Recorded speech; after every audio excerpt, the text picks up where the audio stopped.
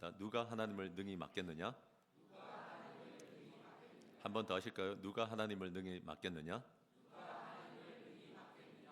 네, 여러분, 아까 시작할 때도 했지만 앞뒤 또 좌우에 있는 분들과 인사 한번 하시면 좋겠습니다. 넥타이가 멋지십니다. 네, 넥타이 아니어도 멋지다고 하면 됩니다. 앞뒤로 바라보시면서 그냥 화사해 보이십니다. 이렇게 한번 인사하겠습니다. 화사해 보입니다. 감사합니다. 여러분, 오늘은 제목은 거창하게 누가 하나님을 능히 맡겠느냐라고 되어 있지만 사실 부제로 구체적으로 좀 들어가자면 되는 교회, 되는 목장, 되는 직장, 되는 인생의 특징을 좀 말씀을 통해서 3가지 정도 보려고 합니다. 되는 교회, 되는 목장 하니까 생각나는 게 뭔가 하면 한 교회를 갔더니 우리 교회 지금 천정에 등불 보이시죠?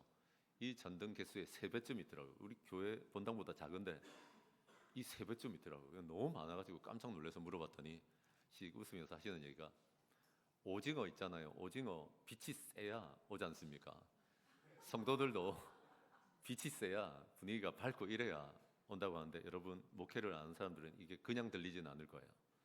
사실 예수를 안 믿는 분들이 처음 교회 예배당에 오면 분위기 보지 말씀이 거의 안 들립니다. 그래서 그 말이 되게 이해는 되는데 그래도 너무 많더라고요. 진짜 오징어라고 생각하나? 이런 생각이 좀 들긴 하더라고요. 또 이런 얘기도 하더라고요. 소문을 잘 내래요. 우리 교회가 얼마나 좋은지. 근데 나는 그 얘기를 들을 때 좀 부당하다고 생각했던 게 뭔가 하면 좋아야 소문을 내지.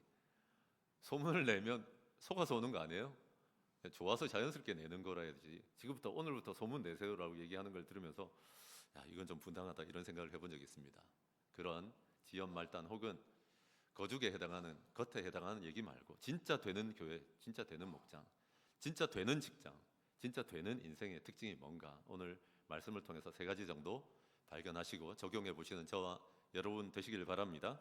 첫째, 비난 대신 영광으로. 한번 따라합시다. 비난 대신 영광으로. 비난 대신 영광으로. 네, 여러분, 유대에 돌아왔습니다.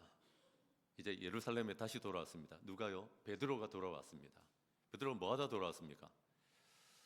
감히 로마 군인 고넬료한테 복음을 전하고 그것 때문에 성령이 임하고 세례를 베풀고 돌아왔거든요. 사실 좀 뿌듯한 마음도 있을 것이고, 야, 내가 이방인들에게 이렇게까지 전하게 되다니, 보고도 할 거고 교회에 나누면 또 뭐라고 할까 하고 왔는데 아니나 다를까 2절에 보시면 비난받습니다.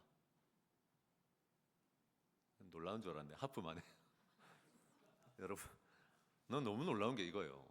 우리가 바깥에 가서 진짜 복음을 전하고 우리가 하나님을 믿게 하고 하나님의 말씀이 들리게 하고 세례까지 베풀고 돌아왔는데 고작 베드로가 받아야 했던 건 뭔가 비난이에요. 2절에 보시면 누군가들이 비난합니다. 누가 비난합니까? 2절에 보니까 한번 따라합시다. 할례자들. 이게 약간 어폐가 있는 게 뭔가 하면 이스라엘 남자들은 어떤 의미에서 모조리 다 할례자들입니다. 이스라엘 사람들은 태어나면 8일 만에 포경수술합니다. 남자들. 아직 잘 모를 때. 근데 하나님께서 하나님의 백성이라면 앞으로 이렇게 해라 라고 말씀하신 적이 있거든요. 근데 예수님이 이 땅에 오시면서 모든 율법과 이런 할례까지도 모두 성취하셨기 때문에 더 이상은 이게 중요하지 않습니다. 근데 어쨌거나 여러분, 유대인들, 이스라엘 사람들 사이에서 이 복음이 시작되었기 때문에 교회 주류를 이루고 있는 사람들 누굽니까? 너도 나도 전부 다 할례 받은 사람들이에요. 근데 우리 대한민국의 남자들도 대부분 할례자들입니다. 그런데 할례당 혹은 할례자라고 하는 사람들은 몸에 단순히 그냥 몸에 이런 수술을 감행했던 사람을 얘기하는 건 아니에요. 이게 지나쳐서 여기에 몰입되어 있는 사람들을 얘기해요. 다른 누구도 나와 똑같이 할례 받아야 되며 할례를 그냥 얘기하는 것 같지만 율법을 철저하게 준수해야 되지 예수 믿는 것만으로는 안 된다는 거예요. 예수님께 반기를 드는 거예요. 근데 그런 사람들이 교회의 주류를 이루고 있었다는 게 문제예요. 그래서 베드로가 이렇게 갔다 왔잖아요. 갔다 왔으면 제가 물어봅시다. 월드컵에서 한 골을 넣었어. 그냥 자동적으로 그냥 환호를 지르고 얼싸안고 부둥켜 안고 이렇게 되는 게 정상 아닙니까? 하나님이요, 사람들이 했어야 될 일을 놓치고 있으니까 성령 하나님이 주도하셔서 고넬료를 뒤집어 놓으시고 안 믿는 사람들을 믿게 하셨거든요. 이런 얘기를 들으면 제일 첫 반응이 뭐야 됩니까?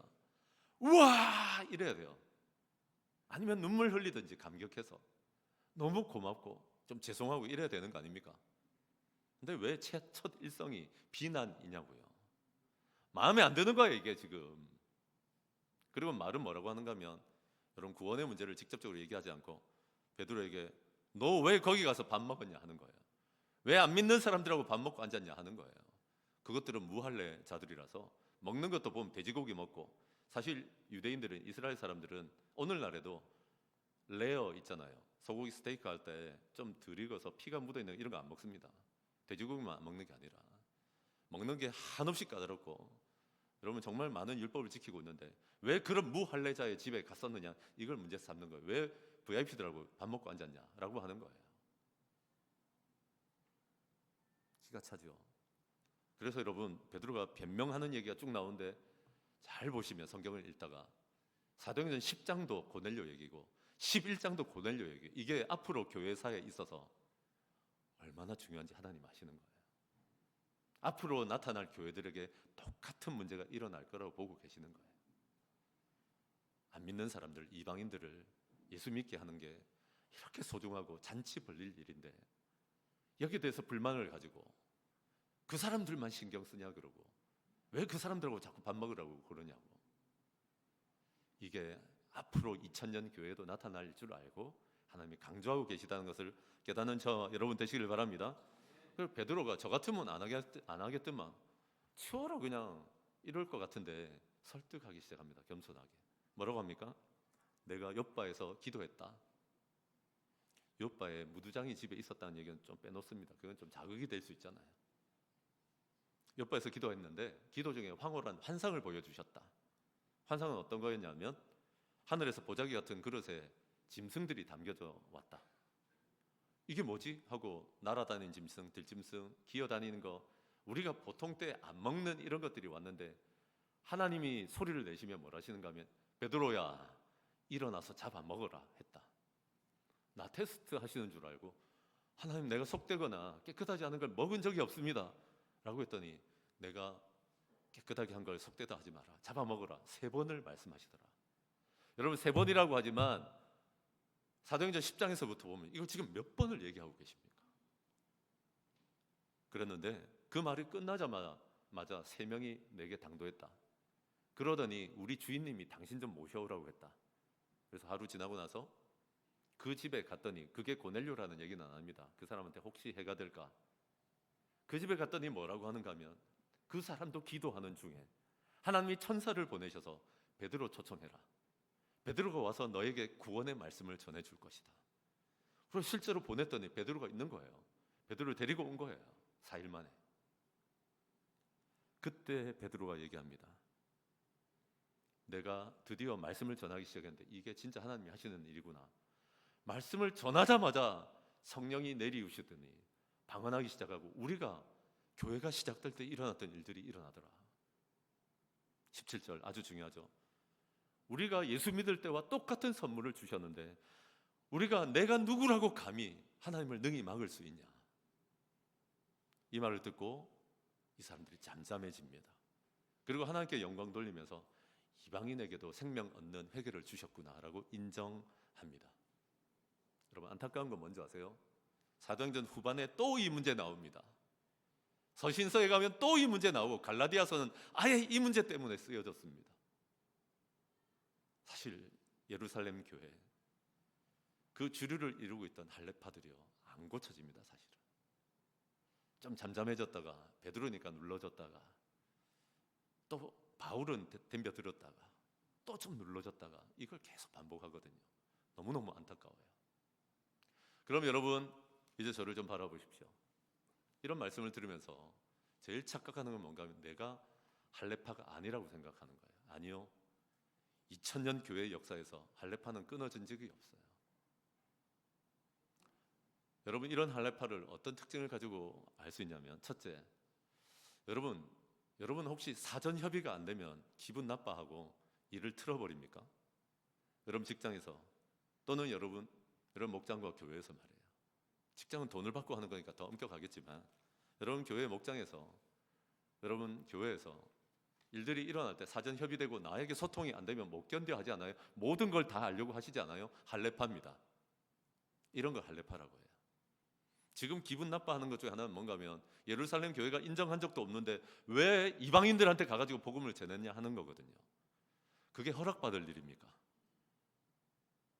베드로도 몰랐습니다. 무두장이 집에 갈 때만 해도 이게 좀 더럽긴 한데, 그러고 있는데 로마 사람 만나게 하시고 하도 안 되니까, 몇 년이 지나도 안 되니까 성령님이 주도적으로 지금 하고 계시잖아요. 만나라, 잡아먹어라, 그들에게 전해라 라고 하시는 거잖아요. 이걸 사전 협의한다고요? 사전에 얘기 안 해줬습니까? 예수님이 했는데, 땅끝까지 복음 전해야 된다 했는데 몇 년이 지나도 안 하고 있잖아요. 사전 협의 없이 할 수도 있는 거지. 교회는, 목자 목녀들은 할 수 있으면 소통하셔야 됩니다. 여러분, 목원 여러분, 또 성도 여러분들에게 말씀드립니다. 모든 걸 다 나를 통과해야 된다고 말하지 마십시오. 되게 못된 성질입니다. 할례파입니다. 또 한 가지는 뭔가 하면, 여러분, 과거에서 헤어나지 못하는 거예요. 이 사람들은 지금까지 수천 년 해왔던 게 편한 거예요. 이게 1, 2년이 아니에요. 아브라함 등장 때부터 시작했으니까.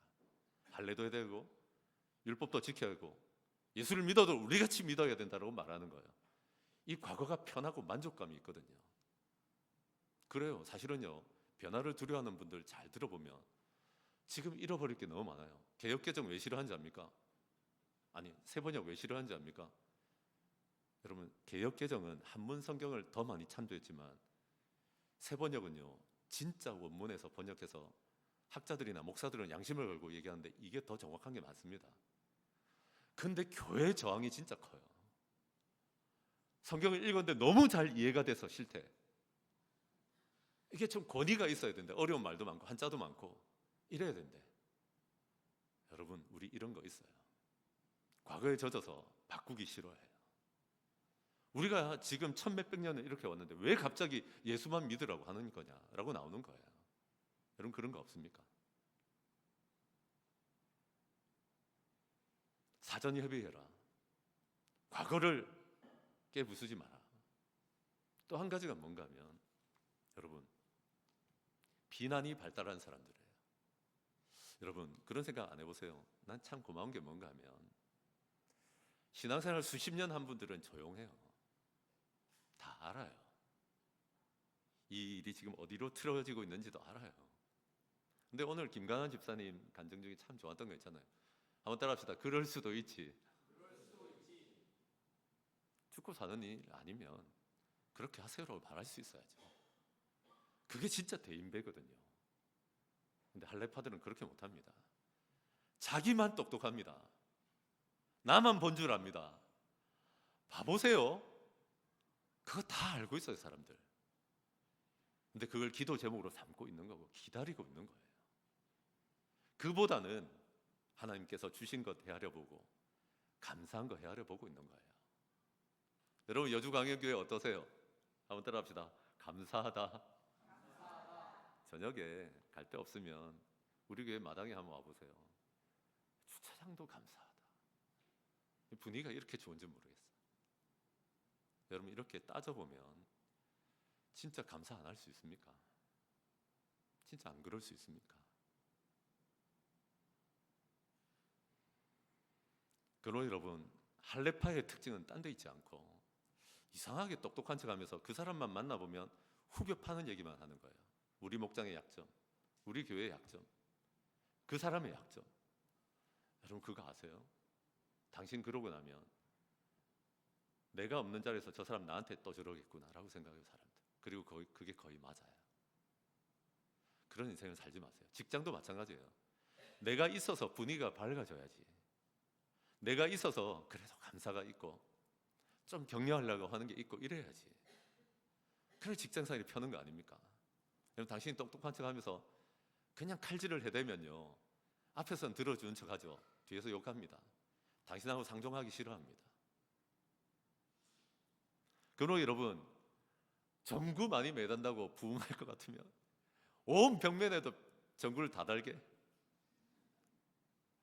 이게 교회 분위기를 밝게 하는 거예요. 교회가 완벽해서가 아니에요. 목장이 완벽해서가 아니에요. 여러분 잘 들으세요. 목장의 분위기 밝아질 때까지 하나님 사람을 안 보내실 때가 많아요. 그 시작은 목자 목녀나 한두 사람으로부터 일어나야 합니다. 해 집어서 팔려고 하면 못할 사람 없다고요. 이게 바로 할례파가 하는 일들이에요. 지금 하나님이 크고 위대한 일을 일으키셨는데 한마디를 안 해요. 이거는 그렇죠. 왜 밥 먹었냐 이 얘기하는 거예요. 왜 그딴 일을 했냐. 지금 하나님 보시기에는 정말 분노가 일어날 만한 그런 일을 하고 있는 거예요. 세례를 받아도 상관없고 사람들이 회복돼도 상관없고 간증 잘해도 상관없고 다 필요 없는 거예요. 그냥. 그러므로 여러분 나는 할례파가 아니다 라고 말할 수 있습니까? 진짜. 다만 이번 주에 얼마 전에 박해자 얘기했더니 모두가 내가 박해자라고 말씀하시던 것처럼 우리에게 어느 정도 다 할례파의 마음이 있거든요.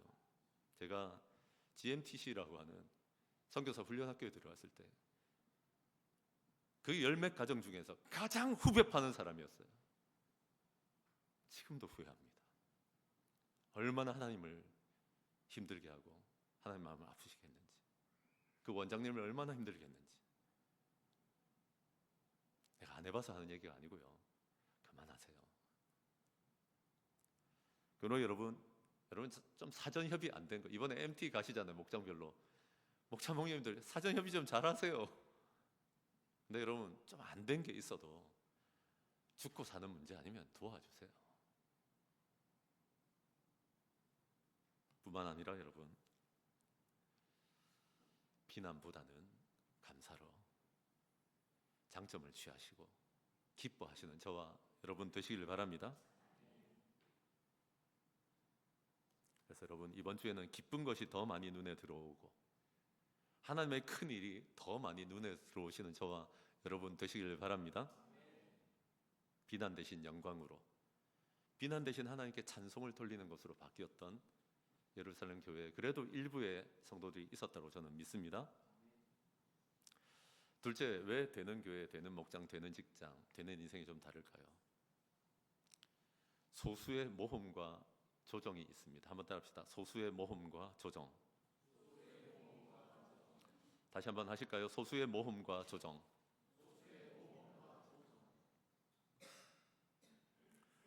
로마 대제국을 이루고 있을 때였거든요. 지금 안디옥이라고 하는 곳은 이제부터 나올 곳인데 세 번째로 큰 도시입니다. 제일 큰 도시는 로마입니다. 지금 오늘날 로마를 생각하면 되게 초라하고 아무것도 없죠. 둘째로 큰 도시가 알렉산드리아였습니다. 로마의 도시 말입니다. 세 번째가 바로 이 안디옥이었습니다. 그래서 사도행전이 쓰여질 당시에 이 안디옥은 그냥 작은 동네 하나가 아니고 지리적으로 치자면 시리아, 수리아의 수도 노릇을 했습니다. 아주 큰 도시고 유명한 도시고 정치, 경제, 문화의 중심점이라고 봐도 됩니다. 굉장히 개방되고 발달한 도시죠. 많은 사람들이 함께 모여 살았는데 예루살렘하고 다른 거예요. 유대인들 태반인 예루살렘과는 달랐어요. 여기는 로마 사람들, 그리스 사람들, 시리아 사람들, 유대인들 이렇게 모여 살았어요. 굉장히 공존하고 있는 대도시라고 보시면 되겠습니다. 이런 얘기를 염두에 두고 한번 들어보십시오.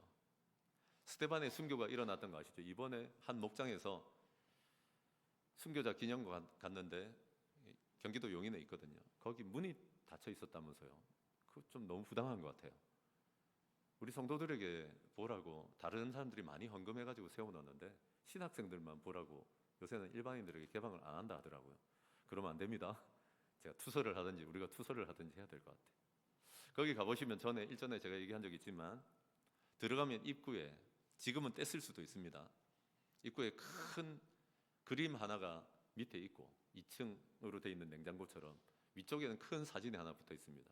큰 사진은 뭔가 하면 200만 명 가까이가 여의도에서 모여서 함께 기도회했던 사진입니다. 와, 엄청난 기독교의 위세를 느낄 수 있죠. 아래쪽에 있는 그림인데 거기는 위에는 사진이었고 아래쪽은 그림인데 그게 뭔가 하면 토마스 선교사가 대동강변 올라와서 단 하나도 복음을 전해보지 못하고 성경 하나 던지고 참수당해서 죽는 장면입니다. 이 땅의 선교가 어떻게 시작되는지를 보여주는 거예요. 한 사람의 죽음이 개죽음으로 끝나지 않고 그가 전했던 그 말씀을 들고도 그냥 벽지로, 여러분 벽지로 삼아서 벽에 붙였다가 그걸 보고 회심한 사람도 나타날 정도였으니까 하나님은 한 사람의 죽음을 헛되게 하지 않으시더라고요. 우리가 스데반의 죽음을 안타깝게 여겼지만 죽고 나서 핍박 일어난 거 말고는 별 다른 거 없었잖아요. 네, 여러분 이제 드디어 시작하십니다. 스데반이 죽고 나서 환란이 일어나고 핍박이 일어나니까 그 동네를 피해서 사람들이 흩어지기 시작했는데 어디로 갔냐면 키프로스, 사이프러스라고 하는 구브로 섬, 베니게, 안디옥 이런 데로 사람들이 흩어졌는데 특별히 베니게나 구브로에 갔던 사람들은 안디옥으로 더 많이 와서 합류를 했습니다. 근데 이 사람들이 이상한 짓을 하는 거예요. 뭐예요? 들으려나 하고는 그리스인들한테 복음을 전한 거예요. 교회가 허락도 안 했는데 밑에선 지금 난린데 할례파들은 절대로 하지 않는 일이에요. 이런 게 모험을 한 거예요. 근데 여러분 무슨 일이 일어납니까? 그렇게 전했는데 이 사람들이 믿어버리는 거예요. 예수 그리스도를 받아들이는 거예요. 그리고는 하나님의 손이 함께하기 시작합니다. 하나님의 손이 함께하기 시작하니까 엄청난 수의 헬라인들이 밀려들기 시작하고 점점 교회가 되어갑니다. 충격적인 거예요. 이게 밑에 동네에선 지금 된다 만다 이러고 있는데 모험을 감행한 사람들이 있는 거예요. 그리고 여러분 이런 사람들은 하나 분명히 아는 게 있습니다. 하나님은 항상 우리 곁에서 일하고 계십니다. 아멘이십니까? 우리가 눈치를 못 챌 뿐이에요. 우리가 자꾸 뭘 하려고 하는데 아니에요. 하나님은 여러분이 태어나서 지금까지 우리 곁에서 뭔가 일하고 계십니다. 그리고 좋은 관계에 있는 사람들에게, 이거 하경삼에서 다루는 건데 좋은 관계에 있는 사람들에게 참여하라고 하십니다. 내가 지금 이런 일을 하고 있는데 너 날 도울 수 있겠냐? 근데 굉장히 위기감을 느끼거든요. 내가 그런 걸 어떻게 순종해? 그렇게 하면 내 인생을 빼앗길 것 같은데. 근데 여러분 그런 조동을 한 사람 통해서 하나님 크기의 일을 이루시거든요. 하나님 크기의 일이 지금 나타난 거예요. 수도 없이 많은 사람들이 하나님의 손 때문에 설득되고 돌아오는 일들이 일어난 줄로 믿습니다. 그러면 여러분 왜 되는 교회 되냐고요? 정구로 되는 게 아니고요. 몇몇 사람들, 소수라도 지금 몇 사람 안 돼요. 20절에 보시면 구브로와 구련의 몇 사람이라고 얘기해요. 몇 사람이 안디옥에 와서 그렇게 전했을 뿐인데 하나님의 손이 함께 하시니까 엄청난 사람들을 살리는 일들이 일어난 줄 믿습니다. 우리는 그냥 하나님 우리에게 부흥 주십시오. 정말 예수 믿는 사람들이 많아지게 해주십시오. 변화와 기쁨과 행복을 누리는 사람들이 많아지게 해주십시오. 그렇게 기도하는데 여러분 하나님께서 제가 부임하고 한 2, 3년까지는 그러시더니 왜 요새는 그렇게 많이 불어나는 것 같지는 않아요. 소문 다 났거든요. 저 교회 가면 6개월 동안 등록도 안 받아준다. 이 소문 다 났어요. 맞아요. 근데 여러분 하나님은 무슨 일을 하시는가 하면 최근에 우리 어른들만 사람이고 청소년 아닙니까? 청소년 하나가 왔는데 이시성을 쓰는 청소년 하나가 왔는데 이 친구가 오고 나서 하나 둘 셋 여러 VIP가 계속 오고 있는 거예요. 계속 오는 VIP가 두세 명이 있어요. 근데 이 친구가 어느 날 간사님한테 내가 물어봤거든요. 간사님한테 그런 얘기를 하고요. 간사님 내가 20명을 데리고 와도 됩니까? 아무도 안 놀라잖아. 놀라운 얘기죠. 그래서 제가 얘기했습니다. 큰일 난다. 지금 청소년이 몇 년 안에 23명 됐는데 이전에 한 1, 2년 전만 해도 우리 5명 되나 이러고 있었잖아요. 애들도 불안정하기 때문에 얘가요 좀 외람된 얘기인데 되게 세요.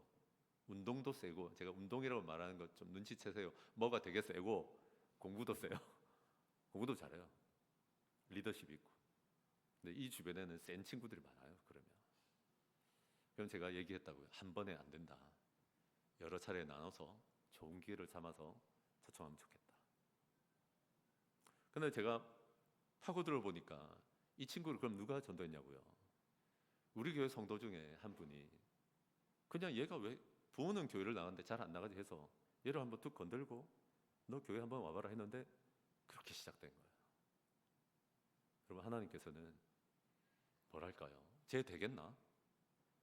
저 되겠어? 이런 게 아니라 그냥 툭 한번 건드려보고 소수의 모험하는 사람, 하나님께서 내 주변에서 일하고 계신데 혹시 제 일을 통해서 일하시진 않을까 하는 기대를 가진 그 사람을 통해서 일하시는 줄로 저는 믿습니다. 그럴 때 하나님의 손이 나타납니다. 하나님이 보이지 않는 그 손으로 미는 것처럼 놀라운 일들이 일어나는 줄로 믿습니다.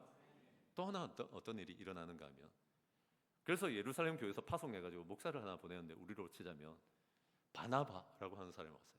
바나바 기억나세요? 바나바는 착한 사람이라고 얘기해요. 성경에 보니까 바나바는 착한 사람이다. 얼마나 착했으면 성경이 착하다고 할까? 그리고 이 사람은 그냥 충만하게 넘치는 사람이 뭐가요? 성령과 믿음이 넘쳐요. 딱 보면 그냥 믿음이 넘쳐가지고 결코 꺾이지 않고 성령이 충만하고 믿음이 넘치고 착한 사람이에요. 근데 이 사람 와서 목회를 하니까 얼마나 더 잘 됐겠어요. 근데 한계를 느낀 거예요. 한계를 느꼈어요. 한 사람이 더 있지 않으면 안 되겠다라는 한계를 느꼈을 때 누구를 찾아갑니까? 바울을 찾으러 갑니다. 사울이라고도 하는 이 바울을 찾아갑니다. 근데 이거 사역해 보신 분들은 알 건데, 사울 되게 못된 사람이에요. 그의 행적을 보세요. 사람 때려 죽이러 다니던 사람이에요. 성질 보통 머리 아니에요. 근데 하나님은요, 희망을 가지세요. 하나님은 각 사람의 기질대로 사용하신 줄로 믿습니다. 착한 사람만 쓴다면 바울은 오면 안 됩니다. 바울 진짜 못됐어요. 좋은 의미에서 절대 부러지지 않고요, 세상 끝날까지, 자기 인생 다 하는 날까지 복음 전파하라 그러면 끝까지 가는, 그런, 우리가 사도행전을 봐서 알잖아요. 어떤 의미에서는. 그리고 나중에 바나바와 바울이라고 하다가 바울과 바나바로 바뀌는 거 아세요? 리더십이 나보다 더 나은 사람이에요. 항상 나보다 못한 사람만 데리려고 하지 마십시오. 여러분, 그런 바울을 찾아가지고 오거든요. 그러면서 제가 고민을 많이 했습니다. 이 묵상을 하면서 진짜 저는 사실 착한 편은 아닙니다. 약간 바울과입니다. 그런데 하나님, 제가 다음번에 부교육자를 모시게 되면 바나바 꼭 붙여주세요. 할렐루야. 이게 상성이랄까, 합이 진짜 중요하거든요. 제가 해봤어요. 저하고 똑같은 부류의 사람과 일하는 것보다 저는 진짜 바나바 같은 사람을 만났을 때 힘이 진짜 배가 되는 걸 봤거든요. 그런데 여러분, 주일이지만 이런 얘기를 나누고 싶은 건 뭔가 하면, 그러자니 우리 교회에 몇 가지 아픔이 있습니다. 어려움이 있습니다. 첫째는 뭔가 하면, 우리가 누군가 부교육자 하나가 온다면 지금 있는 목자 목녀만큼 혹은 그 이상으로 목장 잘하는 사람 와야 됩니다. 저는 수도 없이 봤어요. 왔다가 목장 자체도 안 돼가지고 떠나가는 부교육자들. 내가 왜 이런 헌신까지 해야 됩니까? 하는 분들. 그래서 여러분, 그분들 오시고 잘 정착할 때까지도 난 목장 계속 할 겁니다. 담임도 하는데 뭐. 근데 그 문제가 생각보다 큽니다. 또 한 가지는 뭔가 하면, 여러분 고깝게 듣지 말고 진짜 들어보세요. 그리고 주변에 물어보세요. 지금 우리 청소년들 23명 돼 있죠. 우리 어린이팀 사역하는 거나 영화팀 사역하는 거 보시죠. 다른 교회 전도사님들이 그렇게 하고 있는지 물어보십시오. 우리가 열매가 더 많아요. 지금 한국이 어떤 상황인지 아신다면 주변에 우리만한 사이즈 교회들에 물어보세요. 제 어려움 중에 하나는 뭔가 하면, 이게 이 정도로 잘 될지 몰랐어요. 간사님들, 그거 아셔야 됩니다. 지금 웬만한 전도사님 모셔서 이분들보다 잘할 수 있다는 확신이 있으세요? 사실 저는 별로 없어요. 그래서 조금 골머리를 앓고 있어요. 그리고 여러분, 주일에 오셨지만 솔직하게 얘기합니다. 담임 목사가 혼자서 5년 해보면서 5년째 들어서면서 한계 느끼고 있어요. 그리고 반드시 돌파구를 찾아낼 거예요. 근데 누구 데려다 놓으면 될 거라는 생각은 하지 마세요. 왜 데려와야 되는지 분명히 하고 기도하고 준비해야 되는 줄로 믿습니다. 소수의 모험과 조정으로 하나님께 임했더니 하나님의 손이 함께 하시면서 그 교회를 놀랍게 축복하시는 것이 보입니다. 목장도 마찬가지고 인생도 마찬가지입니다. 여러분, 소수의 사람들이 다 안 따라준다고 해도 아까 나누었던 것처럼 좀 밝게 가려고 그러고 세워주려고 그러고 소망을 말하고, 소수의 사람들이 모험을 해보고. 여러분 잊지 마십시오. 지금 11개 목장에 모두가 VIP가 잘 나오는 건 아닙니다. 함께 기도하면서 몇 개 소수의 목장들이 해내면 그 또 여파가요 온 주변에 영향을 미치고 온 교회가 놀라워지는 줄로 저는 믿습니다. 우리의 모두의 열매라는 거 잊지 마시는 저와 여러분 되시길 바랍니다. 왜 되는 목장, 왜 되는 교회, 왜 되는 직장, 왜 되는 인생이 따로 있을까요? 저는 크게 두 가지를 지금 나누었습니다. 그 사람들을 이렇게 지켜보면 비난 대신에 영광, 긍정적인 면들이 분명히 있습니다. 둘째는 무엇입니까? 그 사람들을, 그런 교회, 그런 직장을 보면 소수의 사람들이라도 기꺼이 모험을 하고 있고 조종을 합니다. 마지막으로 이런 교회나 목장이나 직장은 흉년이 와도 섬김으로 대처합니다. 한번 따라합시다. 흉년을 섬김으로. 요세푸스라고 하는 역사학자가 있는데 AD 40년대 후반에 엄청난 기근, 가뭄이 찾아와서 예루살렘에 얼마나 많은 이스라엘의 큰 고난이 닥쳐왔는지를 기록해 두었습니다. 그 얘기입니다. 오늘 11장 27절에서 30절, 요새 제가 사도행전을 올해 안에 끝내기 위해서 막 달리고 있는 게 보이시죠? 지금부터는 27절에서 30절 하는데, 그때 선지자들이 예루살렘에 오게 되었는데 그 시즌이 큰 흉년이 들었던 때입니다. 그러자 제자들이 각각 그 힘대로 바깥에서, 안디옥이 세워진 지 얼마 안 되는데도 불구하고 유대에 있는 형제들을 돕기 위해서 부조를 보내는 장면이 나옵니다. 아직 우리가 익숙하지 않아서 그러는데, 우리는 작은 것이지만 한 절기를 빼놓고는 절기, 예를 들어 부활절, 예를 들어 크리스마스, 예를 들어 추수감사절, 이럴 때는 절기에 들어왔던 헌금은 다 바깥으로 보내기를 소원하고 있습니다. 선교지를 돕거나 가난한 지역사회를 돕거나 뜻있는 일들에, 또 개척교회를 돕는 일들에 쓰이기를 바랍니다. 근데 한 번은 그렇게 쓰지 않습니다. 한 번은 언젠가 하면 7월 첫째 주에 맥주 감사 주일이 있는데, 그때는 맥주 수박 감사 주일이라고 하든지, 맥주 감사 수박 감사 헌금이라고 하든지, 그때는 왜 그런가 하면 우리 교회를 처음 오신 분들도 계시는데, 첫째, 우리 성도들 사는 게 너무 공고할 때도 있는데 맥주 감사 헌금 따로, 또 여름 사역한다고 각 교육부서에 세 군데로 흩어서 나눠주는 헌금인데 이거 따로 못한다고 저는 생각합니다. 한 번에 그냥 같이 하는 거잖아요. 그 마음 아시고 이름이 좀 이상해도 둘 중에 하나만 하시면 이건 다 모조리 교육부서의 여름 사역을 위해서 쓰려고 합니다. 이해하시죠? 근데 여러분, 우리 교회가 갈수록 선교지나 지역사회나 가난한 개척교회들을 더 많이 돕는 교회가 될 수 있기를 바랍니다. 힘이 흘러 넘쳐서 하는 게 아니라 해야 될 일을 감당하는 저와 여러분 되시기를 바랍니다. 알고 계십니까? 그러면 우리 교회의 평안과 우리 교회의 상과 우리 교회의 복을 훨씬 더 많이 주시는 줄로 믿습니다. 요새 제가 들어보니까 경기 동부 지역의 청소년 사역자들 모셔가지고 밥을 대접했는데, 식사도 대접하고, 뭔지 모르겠는데 그렇게 칭찬을 하고 고마워하더랍니다. 여러분, 부교육자지만 그런 사역자 한 명 왔을 때 저는 잘 대접하라고 합니다.